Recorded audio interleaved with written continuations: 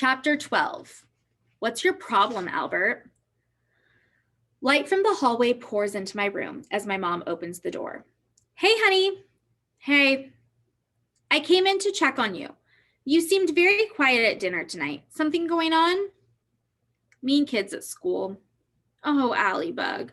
I'm sorry you had to put up with that. What happened? Well, the kids who were mean? Yeah, I was kind of one of them. Oh, she says with a sigh. I'm surprised by that, Allie. Tell me what happened. Those girls that came into Peterson's that time, well, they asked me to have lunch with them. I sat at their table, but then they started being mean to this kid named Albert about his clothes. I looked up into her eyes, and I went along with it. I feel bad about it. My mom brushes my forehead with her fingertips. You're not a little girl anymore, Allie, so it's not too soon to decide what kind of person you want to be. Of course, I know what kind of person you are, and I love you for it. She kissed me on the forehead. You made a mistake. Everyone does. Just do your best to make it right. That's all. The words I'm sorry are powerful ones. Yeah, okay. I'll make it right with him. That's my girl, she says, kissing my forehead one more time before leaving. The next morning at school, I'm wondering how I can make things right with Albert. I'm drawing a pigeon, wetting my sketchbook. I don't know that Keisha is standing behind me.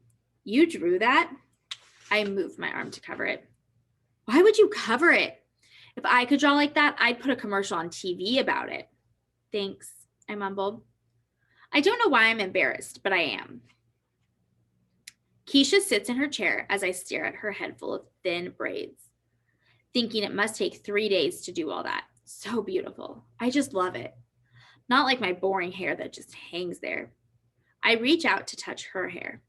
She turns toward me all of a sudden. What are you doing? Oh, sorry, there was a mosquito. Sometimes I can't believe the things I do. It's like my arm has its own brain.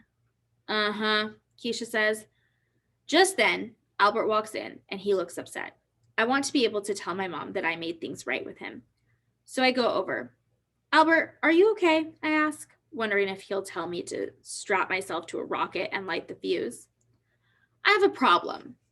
I'm sorry about the cafeteria thing, I blurt out. His eyebrows rise. That didn't bother me. No need to apologize. It didn't bother you at all to have a table full of people make fun of you? You're kidding.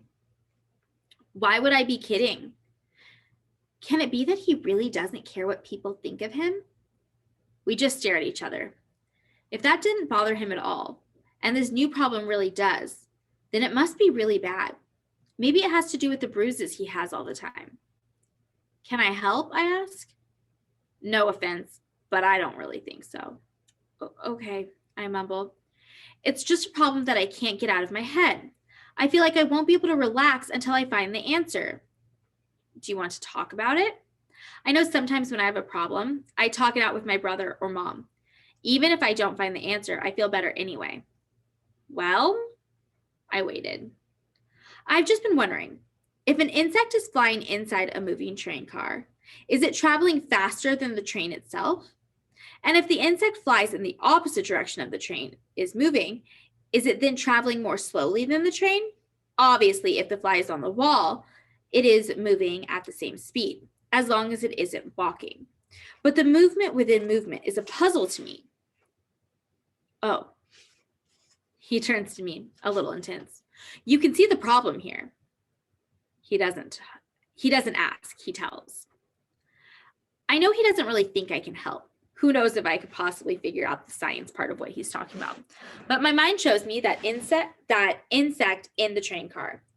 It's a dragonfly with brilliant greenish blue wings and tiny goggles over its eyes.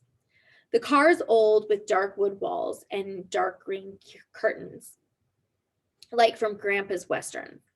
And the people have old-fashioned clothes. I see them like they're with me now. Some of the men are sleeping.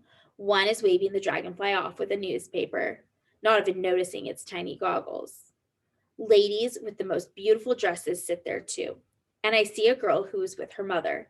And her mother keeps asking the girl if she is enjoying the ride.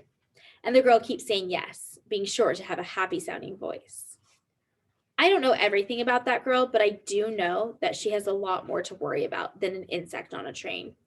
She doesn't fit in. She's all dressed up in fancy clothes and has to pretend to be someone she's not.